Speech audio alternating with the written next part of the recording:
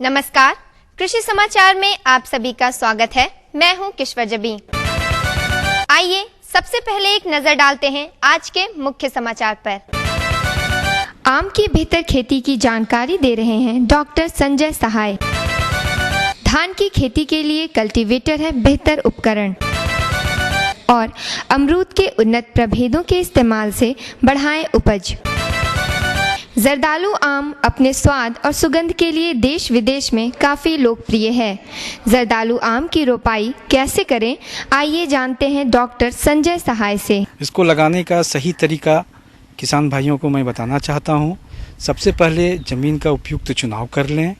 उसके बाद इसमें 10-10 मीटर पे गड्ढा करना है।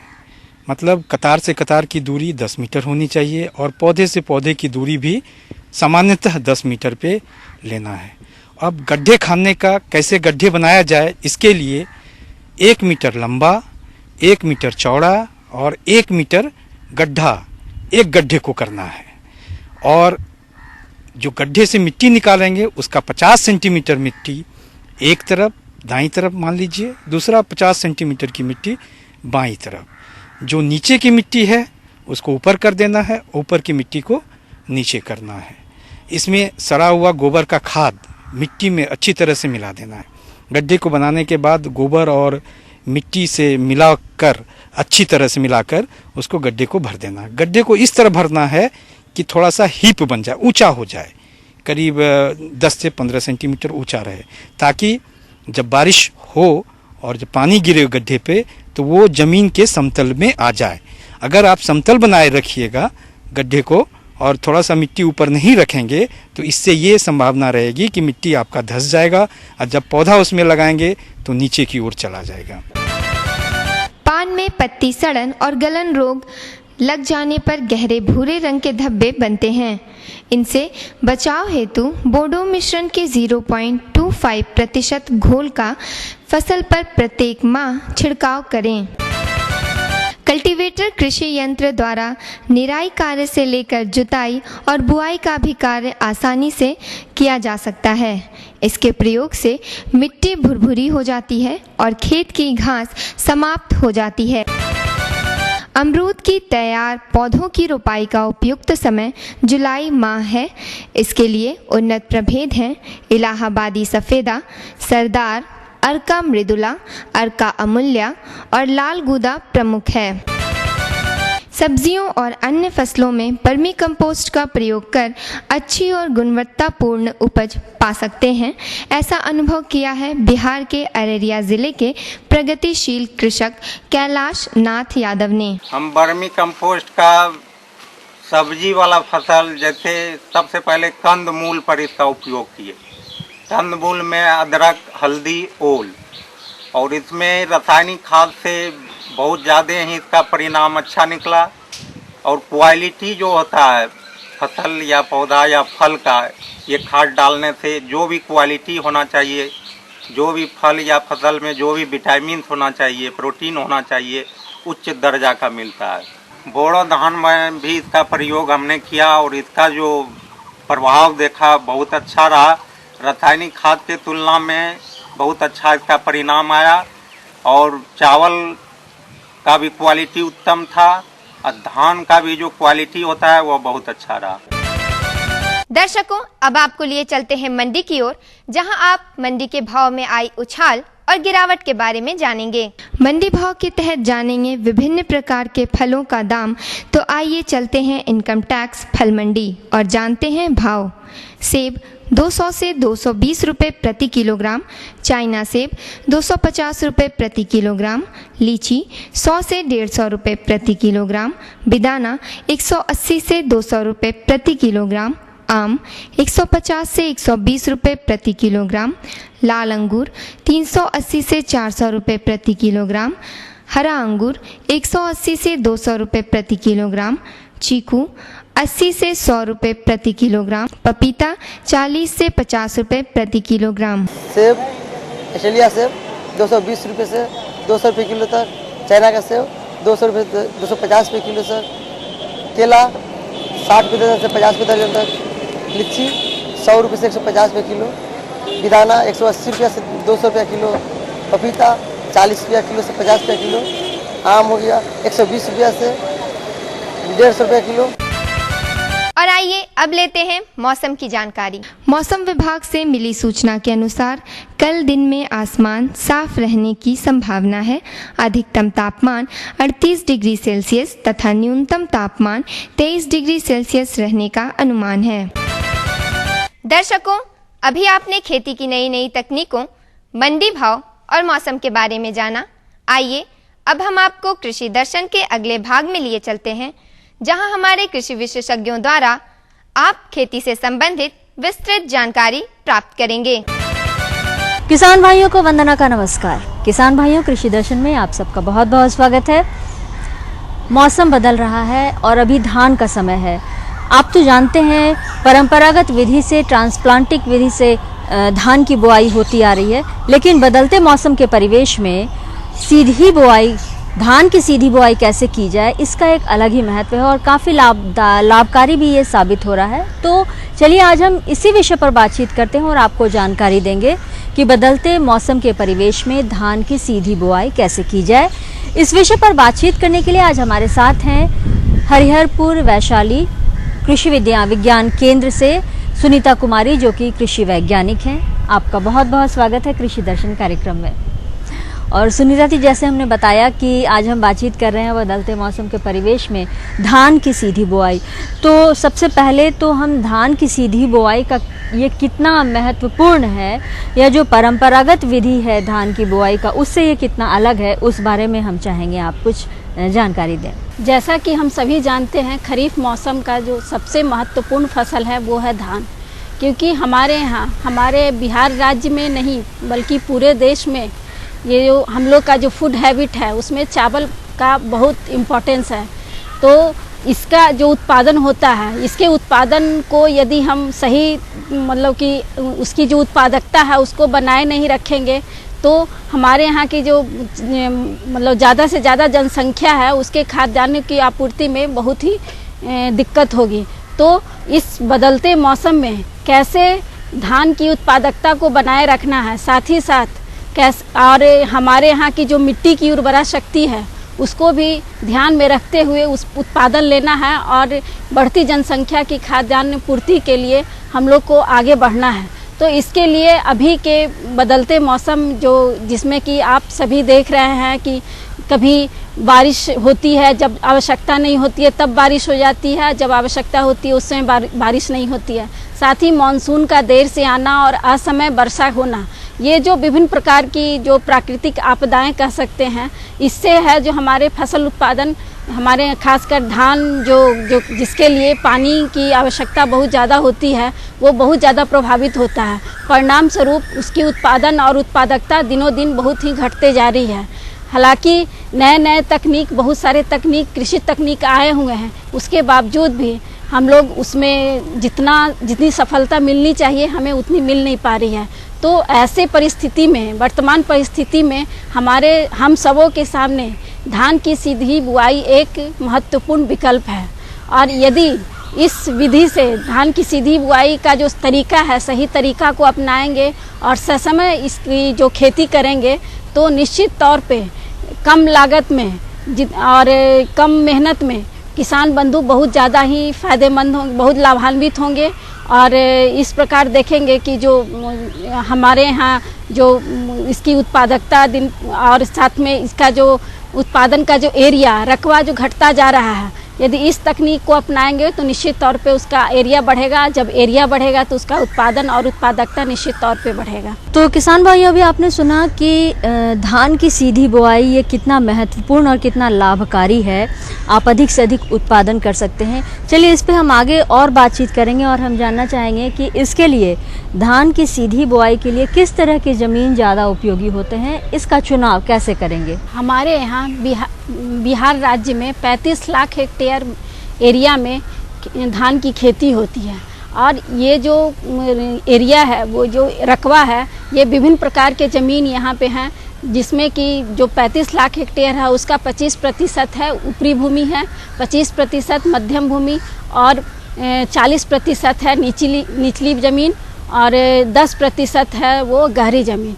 तो जब हम धान की सीधी बुआई की तकनीक से हम धान की खेती करेंगे तो हमको मध्यम और निचली ज़मीन की मतलब कि उसको निचली ज़मीन का चुनाव करना होगा, और ताकि हल्की भी बारिश हो तो जहाँ नमी कुछ समय तक बरकरार रहे और फसल को फ़ायदा होता रहे।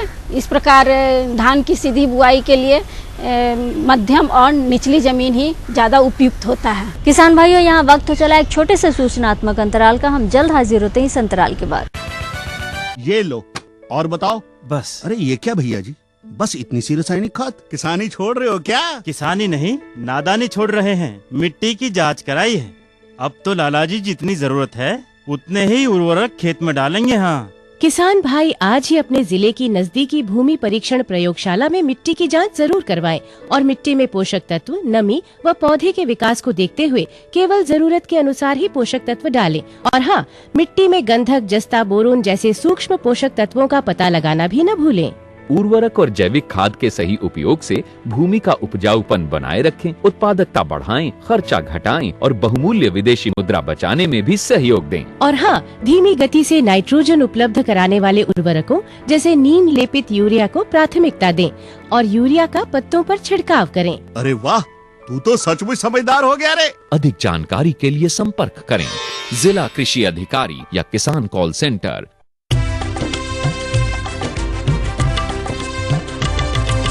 सहकारिता के बल पर विकास के लिए उठे कदम, जन सहकार की ताकत लेकर आगे बढ़ते जाएं हम। जन जन ने इस क्रांति में है विश्वास जगाया, हम सब ने मिलकर विकास का परचम है फहराया।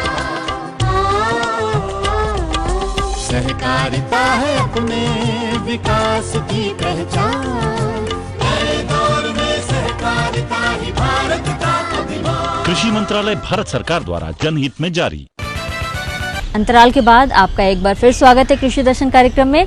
हम आपको बता दें, आज हम बातचीत कर रहे हैं बदलते मौसम के परिवेश में धान की सीधी बुआई एक विकल्प। किसान भाइयों, अभी आपने सुना कि धान की सीधी बुआई के लिए जो निचली ज़मीन है, यदि आप उस तरह की ज़मीन का चुनाव करते हैं तो ये उसके लिए ज़्यादा लाभकारी साबित हो सकता है, क्योंकि बारिश अगर हो या अगर आप पानी डालते हैं तो उसमें ज़्यादा देर तक, ज़्यादा दिन तक नमी बरकरार रहती है, जो कि धान के लिए बहुत ज़रूरी है। हम जानना चाहेंगे सुनीता जी कि धान की सीधी बुआई के लिए ये खेत की तैयारी किस प्रकार की जाती है और इसका बीज दर क्या होना चाहिए। धान की जो सीधी बुआई होती है वो परंपरागत विधि यानी कि ट्रांसप्लांटिंग मेथड से जो की जाती है उससे थोड़ा भिन्न होता है। इसमें खेत की तैयारी की जाती है कि जैसे गेहूं की खेत की जुताई की जाती है वैसे ही इसमें खेत की जुताई की जाती है। इसमें कदवा की ज़रूरत नहीं होती है, जिसमें कि पानी की बहुत ज़्यादा आवश्यकता होती है। तो इसमें 2 बार 2 चास जुताई करने के बाद पाटा चला देने के बाद ये मिट्टी जो है हल्की और भुरभुरी हो जाती है, जिससे कि बीज का जमाव और अंकुरन होता है सही तरीके से। और निश्चित गहराई पे 2 से 3 सेंटीमीटर की गहराई पे बीज की बुआई की जाए तो इसका परिणाम बहुत अच्छा होता है और जो अंकुरन का जो परसेंटेज होता है, उसका प्रतिशत होता है, बहुत ज़्यादा होता है। और साथ ही इसके जो इसमें जो बुआई की जाती है कतार से कतार 20 सेंटीमीटर और पौधे से पौधे के बीच की दूरी 10 सेंटीमीटर मेंटेन की जाती है, जिससे कि पौधों की संख्या एक निश्चित एरिया में निश्चित होती है और इसका असर पौधे के विकास संपूर्ण विकास पे पड़ता है। पौधे का संपूर्ण विकास होता है या पौधे को जितनी आवश्यकता होती है नमी की, पोषक तत्व की, वो पर्याप्त मात्रा में मिलता है। इस तरह से इसका अच्छा विकास होता है, परिणाम स्वरूप उत्पादन ज़्यादा होता है।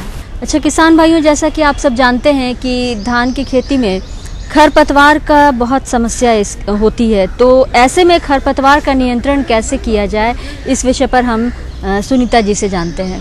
धान की सीधी बुआई में एक जो सबसे अहम मतलब डिमेरिट कह सकते हैं, सबसे महत्वपूर्ण जो इसकी समस्या है वो है खरपतवार की समस्या, क्योंकि उसमें परंपरागत विधि से जो ट्रांसप्लांटिंग मेथड से करते हैं उसमें कदवा करते हैं जिसमें कि खरपतवार बहुत सारा है, उसमें सड़ गल जाता है। लेकिन इसमें है कि कदवा तो किया नहीं जाता है, एक सिंचाई की जाती है।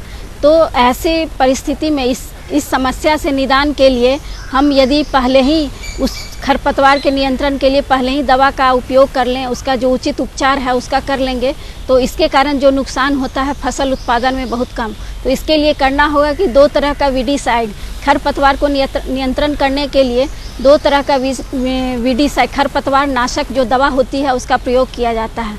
तो एक प्री इमर्जेंस, यानी कि खेत में आपका खरपतवार नहीं उगा हुआ लेकिन फिर भी उसका प्रयोग करने से होता है क्या कि जो बुआई से 20 दिन तक खेत पूरा खरपतवार से फ्री रहता है, जिसके कारण उसके विकास को उसके विकास सही तरीके से पौधे का फसल का विकास हो पाता है। इसके बाद 25 दिन के बाद एक पोस्ट इमरजेंस वीडीसाइड होता है जो कि खरपतवार निकल जाने के उपरांत दवा का प्रयोग किया जाता है।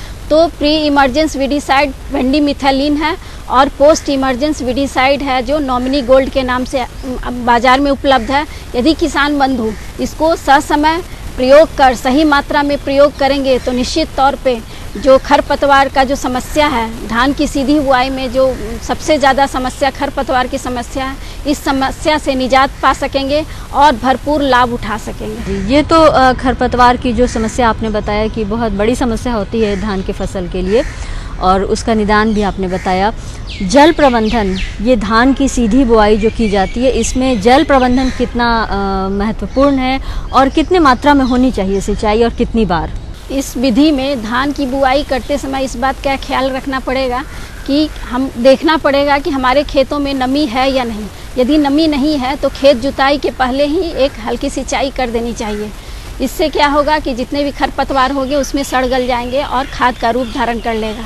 इसके बाद जब हम ये करते हैं 20 दिन जो टॉप ड्रेसिंग करते हैं, यूरिया का खाद का जो प्रयोग करते हैं, यूरिया का आधा मात्रा है जो बुआई के समय देते हैं, बाकी जो शेष आधी मात्रा है उसको 2 भागों में बांट करके 20 और 40 दिनों पे देते हैं। तो जब टॉप ड्रेसिंग करना हो, यूरिया का टॉप ड्रेसिंग करना, उस समय निश्चित रूप से हम सिंचाई करें और 40 दिन पे जो दूसरा टॉप ड्रेसिंग है उस समय सिंचाई करें। साथ में इस बात का हमेशा ख्याल रखना हो कि खेतों में नमी बनी रहे, कभी भी दरार ना पड़ने पाए। यदि दरार की स्थिति और ये सब हो तो ये जो उत्पादन को बहुत ज़्यादा प्रभावित करता है। इसलिए हमें इस बात का, यदि बारिश हो रही हो तो ठीक है, अदरवाइज़ ये समय देखते रहें, फिर क्षेत्र का भ्रमण करते हुए और देखते हैं खेतों की नमी को देखते हुए उसको अच्छी तरीके से कि ताकि नमी खेतों में नमी बनी रहे और दरार ना पड़े, इस बात का ख्याल रखना होगा। तब जा कर के है धान की सीधी बुआई से ज़्यादा किसान बंधु लाभ उठा पाएंगे।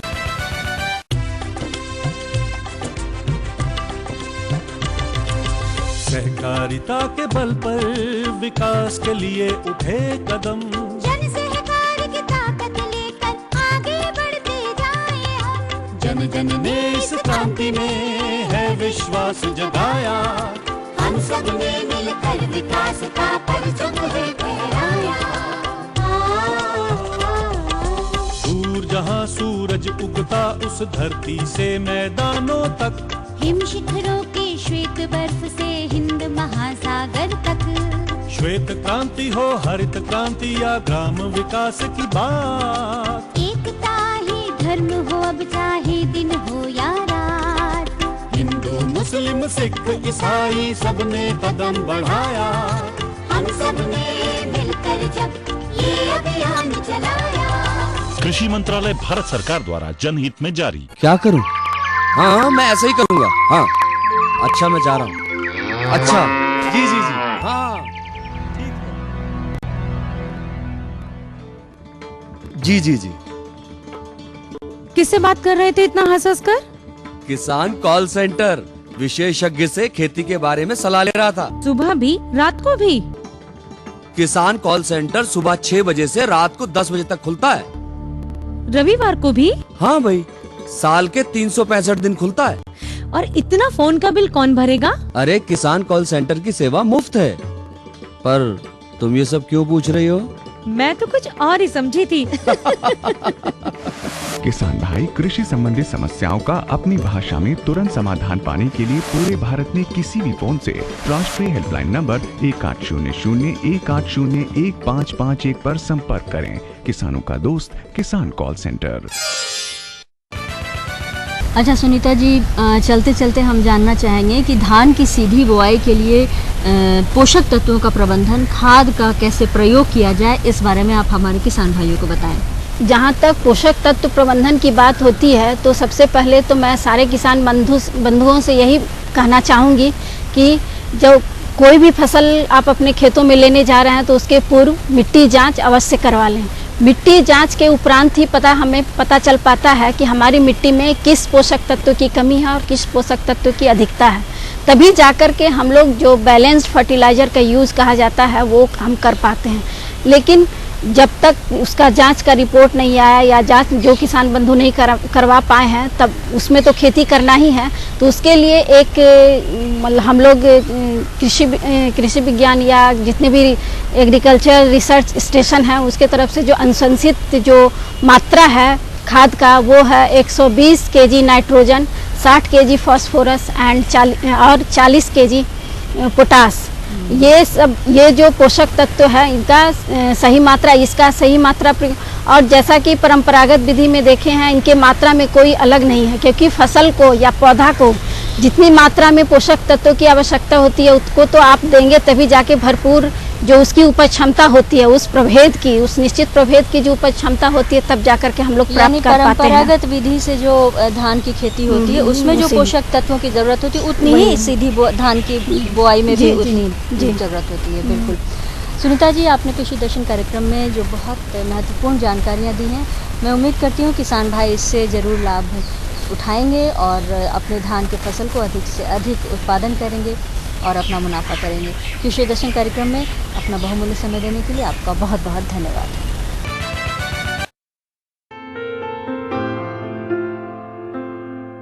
एक सूचना। केंद्र सरकार की घोषणा के अनुसार प्राकृतिक आपदा की वजह से जिन स्थानों पर किसान भाइयों की फसल बर्बाद हुई है, केंद्र सरकार उनको मुआवजा देगी। माननीय प्रधानमंत्री ने घोषणा की है कि पहले जहां 50% या अधिक नुकसान होने पर मुआवजा दिया जाता था, वहीं अब 33% नुकसान होने पर भी मुआवजा मिलेगा और मुआवजे की राशि भी पूर्व की अपेक्षा 50% बढ़ा दी गई है। तो किसान भाइयों, अभी तक तो आप परंपरागत विधि से धान की खेती करते आ रहे हैं। मैं उम्मीद करती हूँ कि आज के इस अंक को देखकर आप धान की सीधी बुआई करेंगे और इस खेती से आप धान का अधिक से अधिक उत्पादन करेंगे, अपना भी मुनाफा करेंगे और अपने प्रदेश का भी मुनाफा करेंगे। कृषि दर्शन कार्यक्रम में आज इस अंक में इतना ही। अगले अंक में फिर होगी आपसे मुलाकात एक नए विषय और नए विशेषज्ञ के साथ। तब तक के लिए हमें और हमारी पूरी टीम को दीजिए इजाज़त। नमस्कार।